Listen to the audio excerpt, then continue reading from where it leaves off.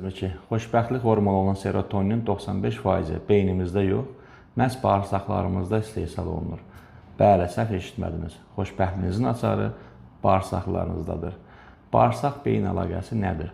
Bağırsaq sadəcə yemək həzm edən bir boru deyil. Orada 100 milyondan çox sinir hüceyrəsi var. Tibb buna enterik sinir sistemi deyir.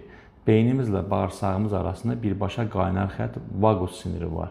Yəni, bağırsağınız narahatdırsa, beyninizdə depressiya və həyəcan hissi etməyiniz tamamilə normaldır.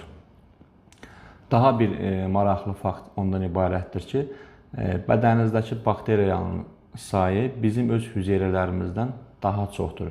Biz əslində 10% insan, 90% bakteriyadan ibarətik. Və o bakteriyalar nə yeyəcəyimizə, əhvalımıza, hətta kimə aşiq olacağımıza belə təsir edə bilir. Əgər səbəbsiz yorğunluq, stres və ya kədər edirsinizsə, bəlkə də psixoloqa yox, bir gastroenteroloqa görünməyin vaxtıdır. Bağırsağınıza yaxşı baxın ki, beyniniz dincəlsin.